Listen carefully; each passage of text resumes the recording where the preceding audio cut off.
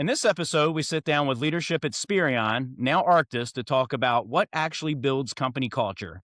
From defining core values to recognizing the sparks who inspire others, they share how recognition and teamwork drive long-term growth. And now, a word from our sponsor, ThanksCrate. Giving gifts to your employees rocks. Forgetting gifts for your employees sucks. Employee appreciation boosts retention by 48%. But tracking the dates is tedious, finding gifts is overwhelming, and it's too easy for people to fall through the cracks. ThanksCrate makes employee appreciation easy, so you never forget another gift again. Simply connect your payroll provider to get all your employees, their birthdays, and milestones in one place. Book a call with a ThanksCrate gifting agent to design your employee appreciation plan so you can be the rockstar workplace that never forgets anyone. ThanksCrate. Book a call with your gifting agent now.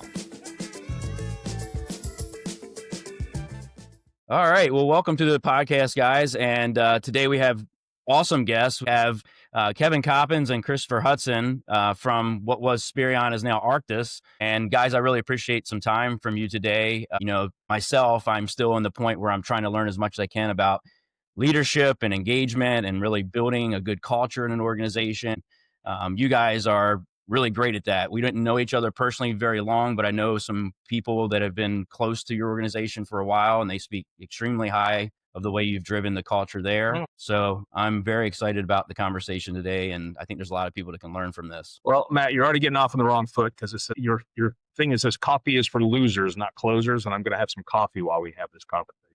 You move your shoulder to closer. Now it's losers, so feeling good already. Dang it, I got to move it off. Well, good. He's going to love to know that coffee's for losers, so that's perfect.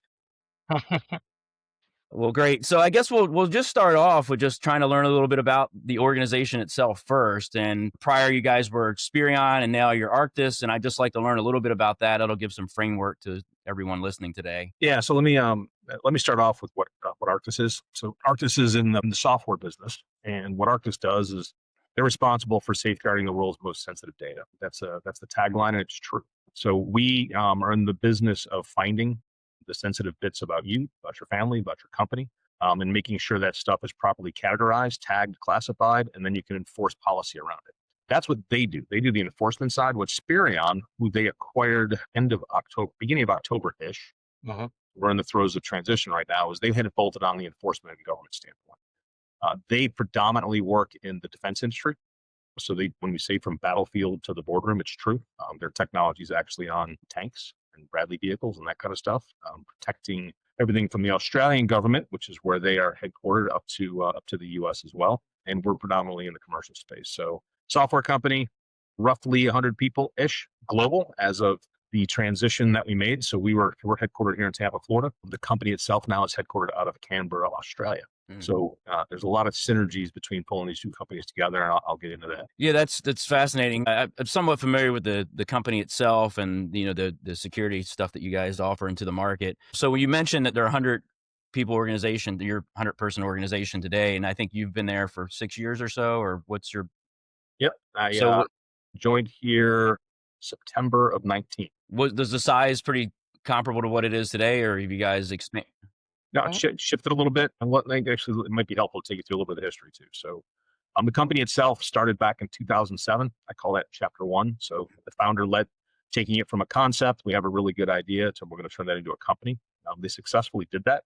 In 2014, they sold the business to a private equity firm. And that's what I refer to as chapter 2. That's when they take it from a company into a contender. They had sold mostly to consumers in higher education in the early days of the business. This was 6 guys. I think they took it to about 16, 19. Then they had to get some outside money and some outside focus as they were truly founders. The next chapter, this whole idea of moving from a company into a contender, was to elevate the profile, put a little bit more into the technology. The technology was pretty solid. But also start selling into the enterprise, which they did. So we went from being a small company to one that was known in the space, so covered by analysts. Analysts in our market are people like Gartner, Forrester, IDC. So we were known. We had sold to some pretty big companies, and they exited that business in 2019 to the next private equity turn, whose focus was taking them from contender into a true competitor. So how do we go from being one of 25 to one of 5? That meant a rewrite of the technology. That meant going from an on-premise to the cloud and AI and all the stuff that modern technologies are. So there's a lot of technology work. There was also a lot of focus work on who do we want to sell to and who do we want to be. which brings us to today, which is the next chapter, which was in order to go from a contender to really a category leader and really moving all the way into market disruptor, which I won't get into because it's not relevant here. And we knew we needed to join forces with somebody like archTIS, so they gave us a good fit. During that run, 3 guys founded the company. Actually, 2 were the core founders. They expanded. I think the peak that we had was roughly, including contractors, right around 100 to 120 or so. And then through good old private equity restructuring and trying to focus the business and getting EBITDA positive and working through things like COVID, we had some ups and downs and sideways to where we've settled now between the 2 companies. We're right at about 100 people.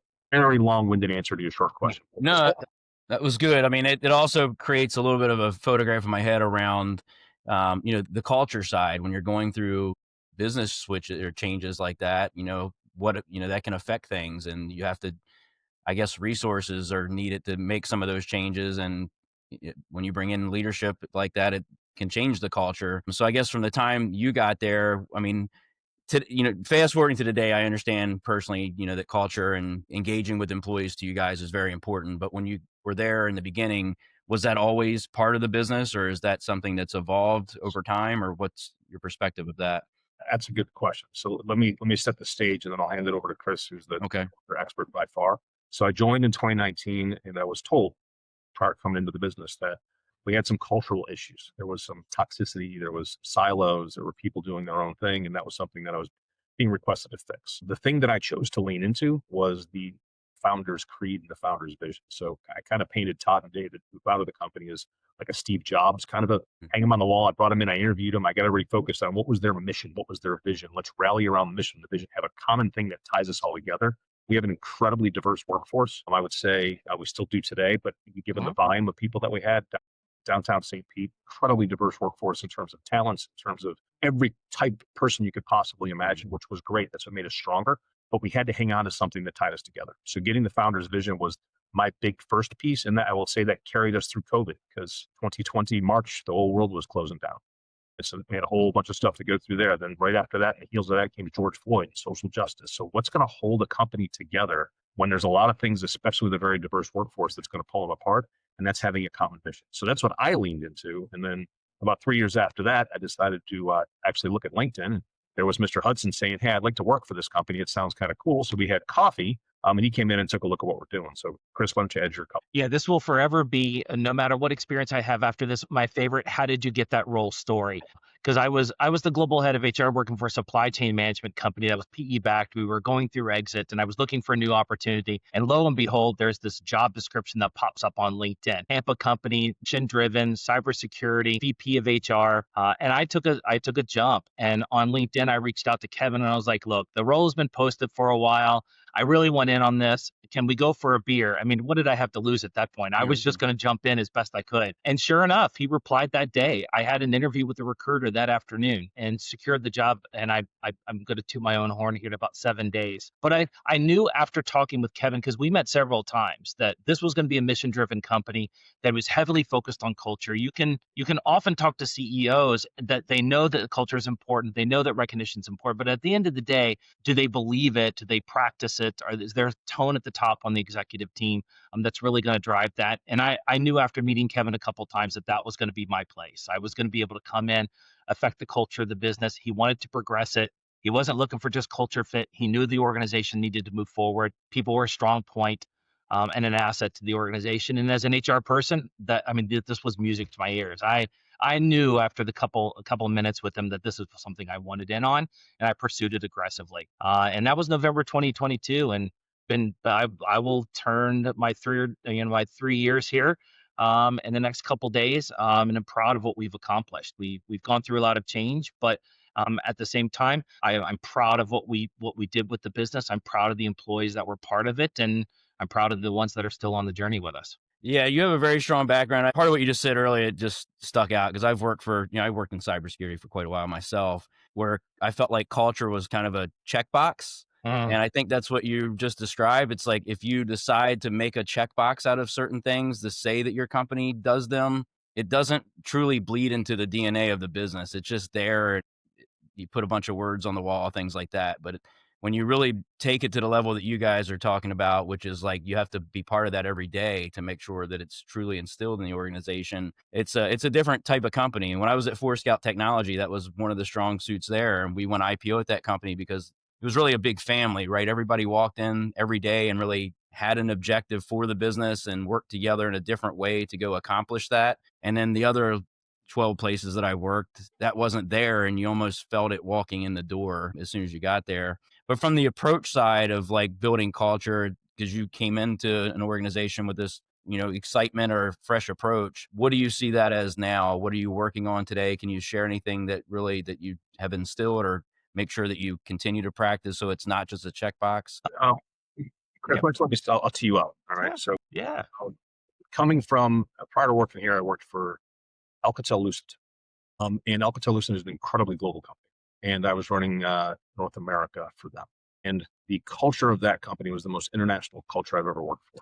Headquartered out of France by Chinese private equity. My boss was a French guy based out of Singapore. And it was just a very, very diverse, also a very old company. Most of the people that were working for me had been there 30 plus years. So I was a new guy coming in. And how do we go ahead and create something that can create a culture in a company that didn't have a culture? Because it was a merge. It was, if you follow the history of Alcatel-Lucent, it was like 30 mergers and acquisitions over time. With what was left over is what is Alcatel. It's called ALE, Alcatel-Lucent Enterprise. So one of the things we did there, I brought here, and one of the things we did there to try to create our own North American culture is we said we're going to challenge the status quo. That's what we're going to be known as. So I didn't have the founders thing, but I had this thing saying we're going to challenge everything that's possible. We're going to challenge quotas. We're going to challenge what people think is possible for ALE. So we became challengers, and we had this thing called a Challenger Award, where we would recognize people, where we'd say, all right, that person was really doing some challenging things today. They were working through stuff. They're living out who we said we're going to be. And it could be a peer, it could be an employee, it could be a boss, didn't matter who it was. They would go ahead and send an email. I think it was challenger@ale.com. And that email would come to me. And I'd go ahead and read it. And I'd write a handwritten note. And I had a guy, there's a lot of Robs in my life. This guy was Rob based out of Canada. And I'd send it to him and he would package up something with ALE logo, something or other, and send it to the employee along with the letter that says, here's who's recognizing you as a peer of yours. Here's a note saying the head of the Americas saw and appreciated it. Here's something cool to go ahead and do it. And it really brought us together to the point where when we were at our big company global kickoff, everybody had their Challenger quarter zips. Chris knows I'm a quarter zip guy. This is the uniform wherever I work. So the quarter zip, they brought them together as a team. Fast forward here. Similar challenges here. We use EOS. I don't know if you or your audience is familiar with it, the Entrepreneurial Operating System, which gives you a framework for running small companies. So not a paid endorsement, but big fan of taking a company that's got less than 250 people and just having a common language and a common way to run the business. One of the core pieces of that is to really get your core values right. Core values are not something that's come down from on high or come out of an MBA book. They're something that already exists inside your company that you need to pull out. So we did an exercise where I got the founders. So the founders were hanging out with me and the core leadership team back at the end of 2019. And we went to a whiteboard and we everybody had to have 3 people in mind that if we had 300 of them, we would just crush it. And we wrote down attributes of those people. What are the characteristics of those people? What makes them the kind of people that we want to build a company around? And then we took all those and there was, 100 things on the board and we distilled those into our core values. One of those core values was what we called sparks. The image was a hammer hitting an anvil and it can just spread a fire. Who's creating the spark inside the organization? Who's doing that thing that suddenly everybody's following? So that attitude of a spark was one of the core values that we had. So similar to ALE with the Challenger Award, we kept the Spark Award and we set it up the exact same way. So I have a folder. This is not a problem. This is my Sparks folder. Inside my Sparks folder here, I have the piece of paper. I have the note from the employee saying, I want to recognize this person for Spark Award for his dogged work with one of our customers. There it is. And I will fill that out and I'll give it to Rob, who's sitting back there, probably listening to me going, why is he blabbering so loud? I'll get these signed over to him and I'll get him out in a week. So that was the foundation that we put in place and I think helped carry us through. What Chris did is he really amplified that. So Chris, why don't you talk a little bit about Office Vibe and Work Week and employee net promoter scores? I'm a big believer that you can't manage what you can't measure, the old adage. So how do you measure engagement? How do you measure things like, do people like working here? Will they recommend you to other people, which is really that next level above some of the fabric they put in place? Chris? One of the most impressive things when I joined the organization at the time was that not only did they have a strong mission, and you could get a sense of that very quickly in the organization, people were rallied behind how to protect sensitive data, not only for customers, but for their personal lives. How do we teach our family and friends to protect their own personal data? But but the core values were well defined. It's not just having core values that's important. It is at the top critical, but how do you define the human behaviors underneath that allow employees to recognize those core values are being lived in each other, in the management team? How to that drives recognition program. So once you say, I have this core value, I'm going to do impact over activity, for example, what does that actually look like in practice? And then how do you drive those human behaviors that demonstrate the core values are omnipresent in the organization? Kevin had done a lot of that work. They had defined what those human behaviors are, and then the recognition program comes in behind that. And one of the lovely things about the Spark Award that we use is that it's peer recognition. So I can recognize anyone in the organization when I see a spark being lit. That's a hammer hitting an anvil. There's a spark, and that creates a chain reaction. And you can see that in each other. So I can look at Kevin, I can see the behaviors, and I can see that our core values are being lived out, and I want to recognize that. And so that's the basis of the recognition program. But that allows people a catalyst through which, or pathways through which they can give each other recognition constantly. And because of that mechanism, it's frequent, and people are listening to each other and they're recognizing it themselves. So it's not a program that gets delivered to the organizations that this is your recognition programming, you must follow it. What happens is becomes people take it into their own hearts. They instill it in their own behaviors, and they look around the organization constantly. Wow, that really made an impact on me. Oh, wow, that's really one of our core values. And that's how the recognition program sustains itself and allows people to be connected with the mission and understand the core values. I don't do any preaching on core values. I don't do workshops and where I say, Matt, today our core values are X, Y, and Z. What we do is we talk about the human behaviors that drive that recognition. And for me, the way when you're on an executive team that gets that understands that it's the behaviors that underline the culture that move it, then you start realizing that all the other pieces that come into place, your scoreboards, the measurements that come out of culture, your KPIs, how you measure success in the business, all of it relate directly to how the employees are working every day. And so for me, I came in and I delivered a definition of culture to the organization. And I believe it's the ways in which employees create, collaborate, and innovate to solve problems and to produce business outcomes. In fact, in one of our executive meetings, Kevin actually printed my definition of culture and he put it on the wall. And we started talking about that. That was a unique experience for me, being on a team that actively wants to talk about what culture is, what recognition is, how do we progress the organization, and how do we care for the employees. And that was a fantastic place to be. But culture's lived in the microsphere, at the bubble level, the experience of the employees every day, and how do you get in there and measure that? And that's through things like recognition programming. How often are they recognizing the individuals? How often are they meeting outcomes? How often are we measuring performance? And when you start to put all those measurements together, you end up with a scorecard that says, wow, our organization is really thriving, because not any one metric will give you a lot of data, but when you compile them, you say, man, there's good stuff going on across the entire business.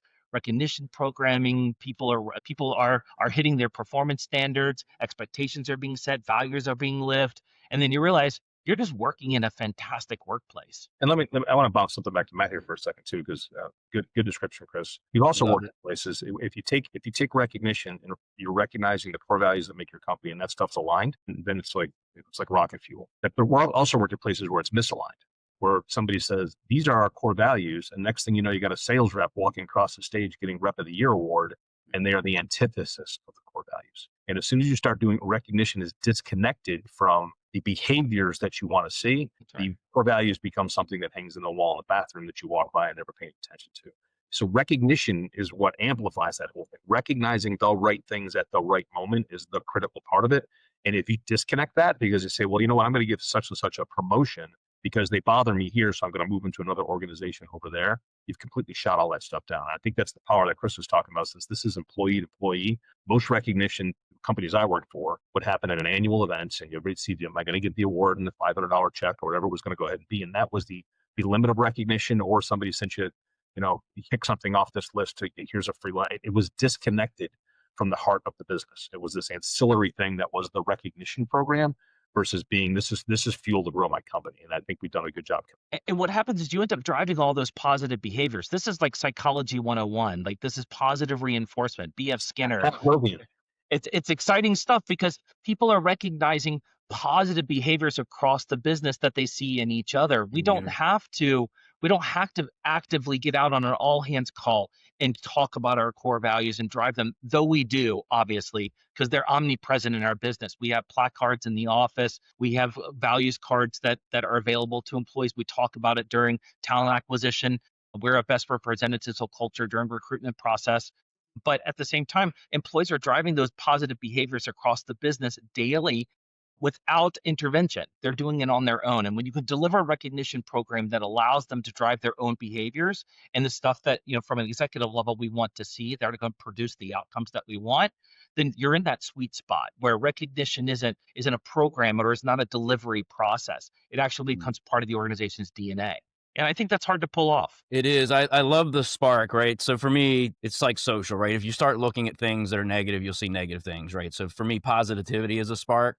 And when you see people out there taking care of a homeless person, it's like, then you start to see these sparks of things happening behind this thing, right? It's like that spark is so hard to get lit, I think. But once you learn how to build that spark in an organization, it really is unstoppable. And then Kevin, you're talking about like the difference in like, I guess the milestones versus recognition, right? Is there some separation for that thought for you guys where, because there are some things that like from a milestone perspective, like you have a work anniversary or you had employee appreciation week or you had a birthday or whatever you may celebrate from a milestone perspective, because we're trying to systematize things and I'm trying to learn from people that are, outside that box. We don't want to automate humans into just doing things artificially.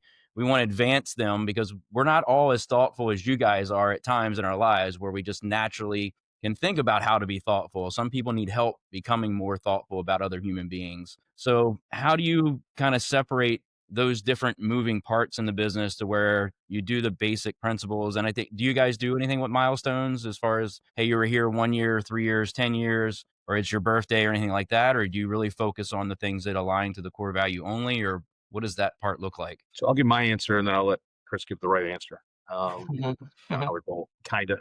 So we've started and stopped a couple times. I used to have this thing that was like a stacked up thing that 1 year, 3 year, 5 year. So we did some of that. We do recognition on all hands calls where people hit milestones and other pieces. So from an anniversary standpoint, we do that. Rob, I keep talking about Rob. Rob runs all the things here. So Rob will actually send birthday cards. We're pretty sensitive about birthday dates because we're in the sensitive data business. Birthday dates is a piece of sensitive data, so it's not something that we advertise. And actually, the culture of our company, just given how mission driven they are, they would kind of we get queasy when somebody puts their birth date on LinkedIn. It's like, what are you doing? Why are you putting more data out there? So it's just not part of who we are. We recognize that the power of the individuals is who are, so we don't really do that. We could be better at that. I think we've been inconsistent. We do have some annual awards. We have this thing called the Hammer Award, which is this giant sledgehammer that gets your name put on it, but it goes back to that spark. So you were the giant. So we award that to the person, and that's voted on by the employees as to who's going to get the hammer. And that was a big deal and came with a big check. So we do some of it, but I think we've been inconsistent, Chris, unless I could be totally wrong and Rob is running the whole machine perfectly. But I think we do recognize anniversaries, and I know we recognize birthdays. Those are the two I think we do those publicly, especially internally when it comes to anniversaries, where I think we're intentional around recognizing the longevity of the employee base. And now, whether or not they receive something in the mail or they get to pick a Rolex from a catalog, that's not something we do. I look back over my 20-year career when recognition was just milestones. And for many organizations, that's where they are. Recognition comes once a year, either during a performance appraisal or an annual event or a holiday party. For us, I think driving recognition as continuous as we have and as often as we have allows us a little flexibility on the milestones right now, because I think people feel in general they're getting recognized for the work on a continual basis, that recognition is timely, it's centered around when the work actually occurred. We do this publicly on all hands calls in front of everyone. One of my favorite things on our all hands calls is this lightning round, where the teams just go silent and we allow everyone else across the business to talk about the good work that's being done. They give shout outs, they call each other out for these positive behaviors. It's my favorite time of these monthly calls when employees just get to recognize each other for doing great work. And as executive team, we're sitting there listening and hearing perhaps for the first time that some of this work is actually going on, that this is the stuff that they're doing every day. So I think we do get a little bit of grace when it comes to the milestones because recognition is so often. I do think we could be more intentional around that. But again, we are very sensitive around the data that comes along with that. You won't see on our website, we're posting anything personal about our employees. We don't post their interest in the things they're into and when they join the organization. I do recognize them when they join, but that's probably the most public thing I do. And this is where I think there's a big opportunity. And this is Matt, you and I first met, we talked about this. Is everybody recognizes milestones. Everybody recognizes this. There's a standard thing that you put in, which is important. But man, if you could recognize, let's say for the first sale that somebody got. So let's say you got an inside sales team of 20 people and you mark that first sale and you ring a bell, and every year on the anniversary of their first sale, they got something that would recognize that. Something that says, I know you. I know who you are. You're not just a number spitting out of the PeopleSoft database. And now I'm old because I said PeopleSoft. I love that. So something that recognizes this is who we know who you are. And we know the contribution you bring to the business. So recognition, the annual recognition of a specific contribution that made a difference to the business that you could systematize because you're never going to necessarily remember that. I think it'd be super.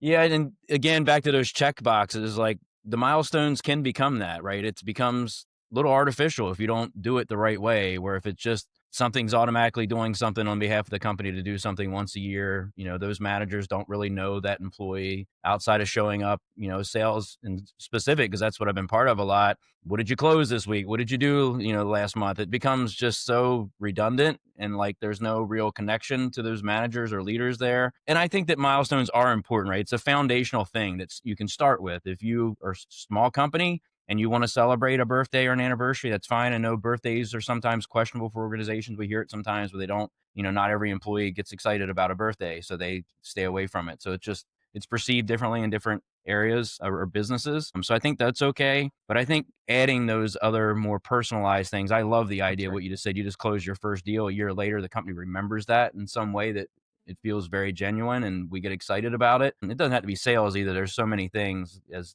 other employees that work in teams can nominate people. There's so many ways. Anniversary of a patent, history of a product that shipped, anniversary of a customer that you won that made a difference that the whole company participated in, and they get a regular recognition of that. Anniversaries of promotions. Actually, one job I had, this was all manual, but my first vice president's job, they gave me this little thing that had my business card on it, but it was it wasn't laminated. It was a nice little thing. But it was kind of cool. It's recognition of you hit a big milestone in your career. So I do think there's a lot of other stuff that you can do that says we know who you are and we appreciate what you do and we recognize what you do. And that's what ties to the Spark Award. But I think there's some things you can do systematically to complement that as well. That's right. Yeah. And the more intention you have behind it, the more personal it feels to the employee. You look back on your careers and you go, I received a placard award for 3 years, or I got a personalized USB jump drive, back in the day. How many of those things do you retain, right? But when it's highly personal and you kind of internalize that, it means something more to you.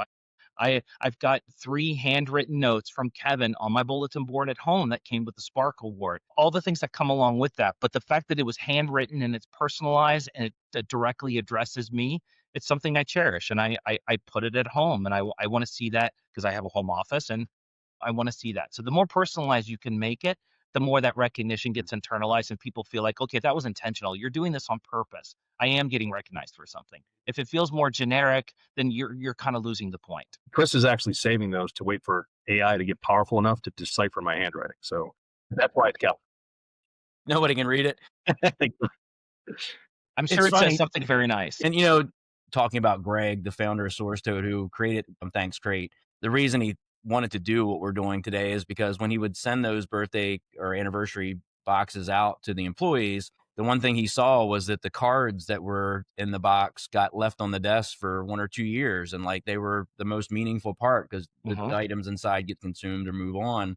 So having that personalized, and I know you, Kevin, put a lot of effort into trying to be as personalized as you possibly can internally with people, and keeping that as part of it. Those things go a long way. It's hard from our side because, at the end of the day, we automate the ability to send these gifts out, but I'm a software leader. I don't want the product ultimately to be just about the gift sending. I think the engagement is more important than the gifting itself. And we need to do it often and make it meaningful. So, putting something together where you send an employee something once a year, I think that's okay. But I think there's times throughout the year that requiring engaging. And for some people, they need reminders, which is why we have our platform for that. But it doesn't always have to be in the shape of a gift. Sometimes just taking a minute to learn more about an individual and what they're interested in, and like not be in this formal business structure of a call where you're just examining someone's pipeline or whatever that may be, is also good for the business and trying to build that culture and morale to make sure that everything stays aligned. Now, from the going into the recent parts that you guys are dealing with, and I guess we're calling it an acquisition with archTIS, or archTIS is publicly traded. They absolutely acquired the business. I met their CEO back in January of this year, and the synergies were ridiculous. They're actually a little bit smaller than us, but they're publicly traded, so they had access to public funds. So it was his job to go figure out how to get it done, and he did. And now we're in the process of pulling those pieces together. Yeah, that's really exciting. And I've been through those situations a few times, and one of the times it wasn't as fun as the other ones.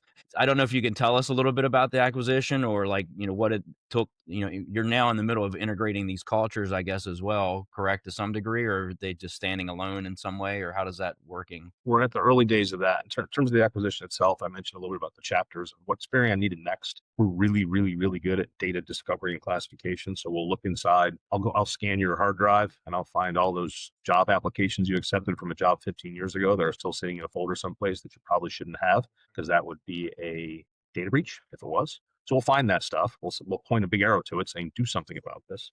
And then we'll classify it. And we're best in the world at that, hands down. What we're not really good at is then governing the policies around it. So maybe I found those things in your hard drive, and maybe you are allowed to look at them as long as you are on your hard drive and you're not connected to a network.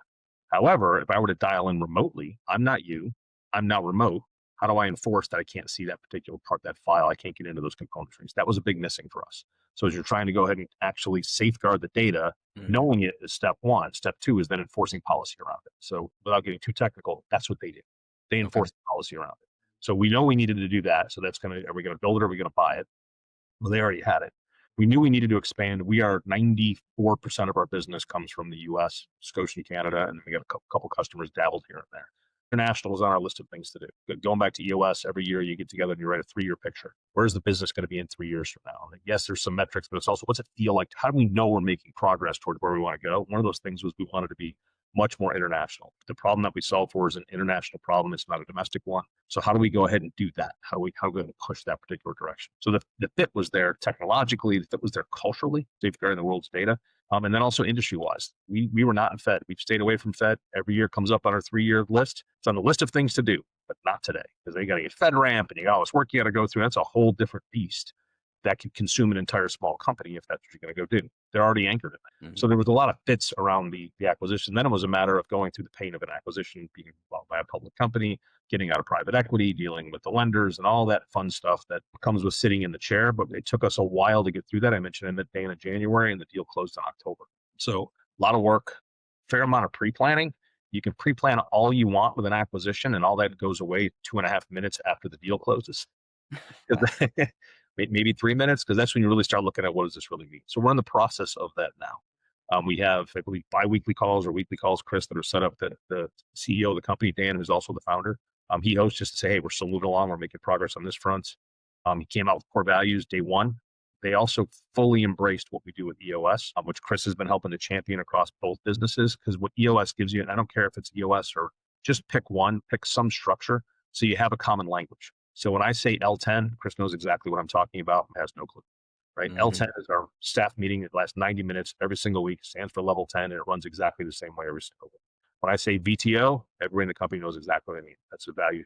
The Vision Traction Organizer, which pulls stuff together. So there's a common language, and to getting two companies that are so disparate, anchored on a common set of languages, is a critical part of the whole piece too. But Chris, I know you've been much more involved in this than I, as I've been busy trying to sell things. Talk to me a little bit about, because Chris has really been the guy over both organizations trying to pull this stuff together. Yeah, it's been 6 weeks into that journey. archTIS is growing globally through acquisition. So with teams in Australia and Germany and Bulgaria and the United States, we have offshore in India and India and Argentina. How do you get these disparate cultures to start aligning internally so that they rally behind the organization as a whole rather than being siloed into their direct geographies. And we're starting to tackle some of that now. We got very lucky that the organizations are aligned in a mission. It's very hard to realign employees to a new mission. You have a new company with a new mission and you have to get behind that. We don't have to reset on our mission. We understand why we exist and why the companies want to grow. That is a good place to start. The values were similarly aligned. I went through an exercise where I took the core values of our older organization, Spirion and archTIS, and I mapped them together. And they were almost aligned in just the way that we wanted to manage the organizations, the expectations that we had of employees, human behaviors that would drive the culture of the organization. That was great to see. So there's not a lot of shifting that employees need to do in order to say, okay, the amount of time I invest in the role, the amount of effort I put into the role, of my personal values aligned. There's not a lot of shifting that has to be done.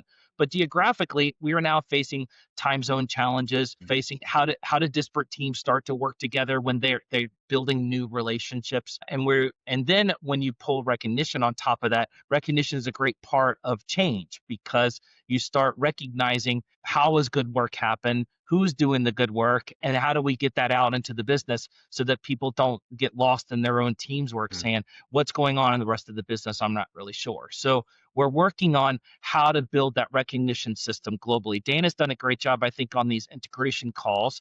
Our CEO was saying, this is the work that we are currently doing to bring these organizations together that allows them to know that we have a roadmap and an effort to move forward. But how do we get down to the team level? We're starting to work with our leadership team and our managers to start pulling those in because the best way to get through change is recognition on the day-to-day activities. And so we're now starting to tackle how do we recognize those day-to-day activities, how the team's starting to work together, and what are the expectations around that. And I think so far, 6 weeks in, we're starting to do a good job with that, but we are, there's some learning pains as we move forward. And Spirion had a strong culture. archTIS brings its own culture, and how do we put them together? We're starting to build those pieces out because recognition looks different too geographically. The way that someone in the European Union would look at recognition, the way the Australians look at recognition, et cetera. We have to find ways to ensure that that's meaningful.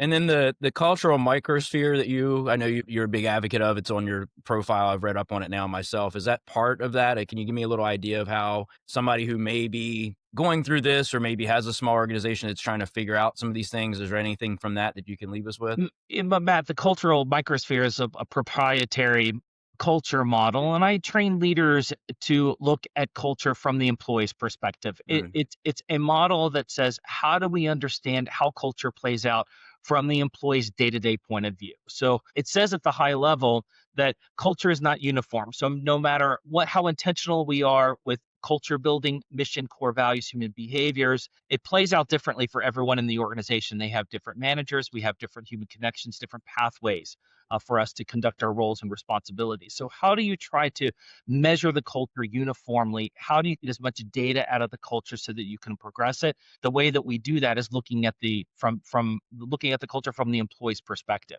So what are the connections? Who are the people that they're working with? What are the pathways in the organization? What are the processes, the systems, all the things that impact an employee? So when Kevin comes to work every day, what are those pathways that he has to navigate in order to get to do his job and to be effective and be successful? And if there are barriers there that he faces that others don't in the organization, Kevin's perception of the culture changes. And so I teach leaders and managers to look at it from the employee's perspective. And so with a pending trademark, I'll be moving that forward, but that underpins my philosophy, and Kevin would back me up there, that we have looked at culture from the employee's perspective. Everything that we do is intentional. We try to improve it from their perspective so that someone can see. The point of an ENPS score is, would you recognize this as a great place to work? And we have had challenges in the past. We had gone through some right sizing activities in 2023, changing the organization dynamically, changing who you report to, changing who you work with. That's a lot of change for an individual, but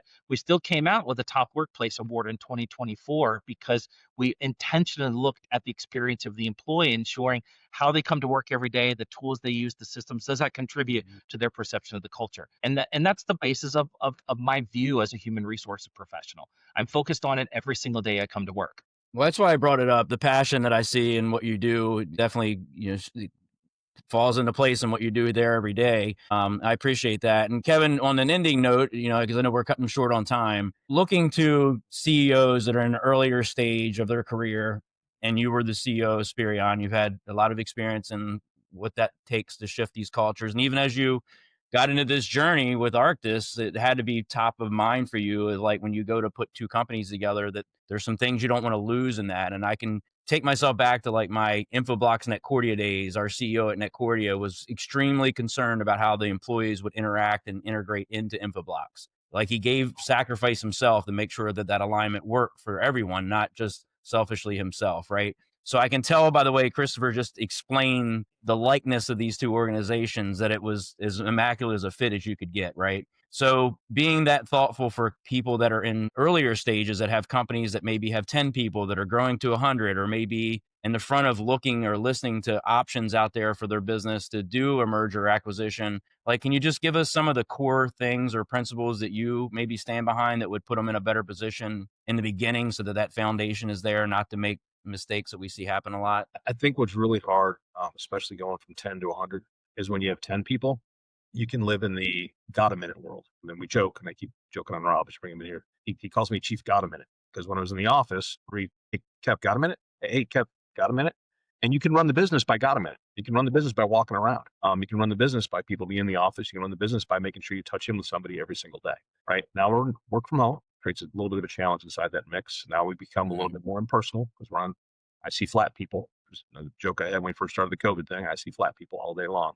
So how do you maintain that connection? Now, when you go from 10 to 100, you can't be that way anymore. And a lot of founders were used to, I know these people, I've worked with them side by side. This is what we do. So how do you make sure that you're staying in touch with us? So everything Chris said is right. I think culture too often it becomes this squishy thing. It's up here, but you can run it with data. So one of the other things we use here is a tool. I'm a big fan of surveying, and my employees hate surveys, but we found a happy balance to make sure, and they do pulse surveys. So every couple of weeks, you would get a survey asking you 5 or 6 questions. But those questions were mined from the previous answers to questions. So if we were scoring poorly in a particular area, it would amp up the questions around that particular area. So it learns based on the pulse questions that you have. And then the data gives you back, all anonymous. I work for a data privacy company. People think we're not anonymous. We're anonymous. But I can say engineering is starting to drift downward in terms of their overall work-life balance. I'll see that. And we will see that as a leadership team, and that will drop onto our IDS section of our level 10 meeting, identify, discuss, and solve. What's going on with engineering? What do we need to do? So you can start seeing that stuff through the data, which is critical, because with 10 people, you can figure it out. With 100 people, you might never see it, because the person sitting on your executive team is saying everything is awesome, engineering is going swimmingly well.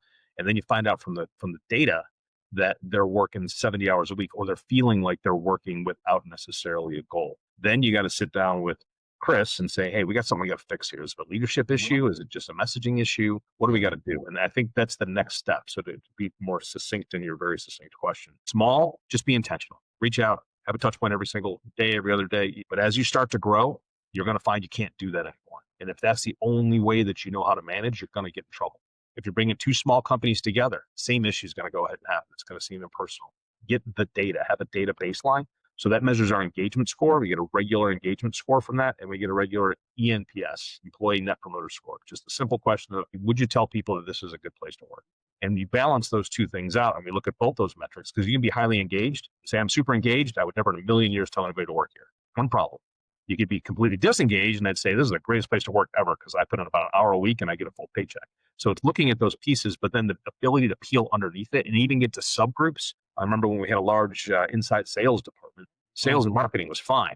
Inside sales was not.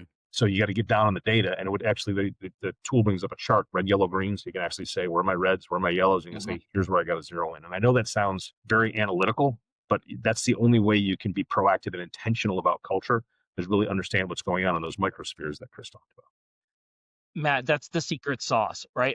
That I think some leaders don't get, but Kevin does, and we understand it here. That engagement and culture building, it only works when it's routine and when it's intentional. It has to be something that you work on continuously. It's not a program. It's not a process that's delivered. It's not a flyer that gets sent out to employees. It's something we work on continuously and asking, we were worried about survey fatigue, right? How many surveys do we send out? And we're constantly, surveying employees to get data. So we pulled some of that back, but it's intentional. We're asking them very sincere questions because I want to know what their relationship is with their supervisor. Are they connecting with the strategic objectives of the business? Is the executive team transparent enough that they're able to do their jobs? And the only way I can get that is by asking them questions and working through managers. But the data is incredibly valuable because we're not just trying to continue the culture, we're trying to progress it. It needs to perform, it needs to breathe, it needs to move. And the way to do that is being absolutely intentional with everything that we do. So I created something called a Thrive score, which brings in the EMPS score, but adds other parts of the measurement of the business so that I can come to managers and I can say, this is what we look like this month. This is the health of the culture in the organization. And these are some intentional steps that we can take to make little incremental improvements so that day-to-day experience of that employee improves in some way. They're connected to the work, they're engaged in the work, and all of these measurements just become actions that we can take whose sole purpose is just improve the organization. Well, if you can't measure it, you can't change it. So Right. that's it. Kevin and Christopher, very, very nice meeting with you guys today. I think everything we've learned here has been extremely beneficial to the people that will listen to this. I can't thank you enough. Every day I wake up and after listening to leadership like yourself reminds me of how much work I have to do. But I think you summed it up, Christopher. It's never something that you become perfect at. You work every day at just improving it and learning and listening from other people. But we appreciate your guys' time and best of luck with the acquisition. And can't wait to hear more about you guys. And hopefully we can get you back in maybe a year and see how everything went. Matt, this was super fun. Thanks so much. Be well. Thanks, Thanks, you. Matt. Take Appreciate care. it. Bye-bye. Take care. Have a great day, guys. Thank you.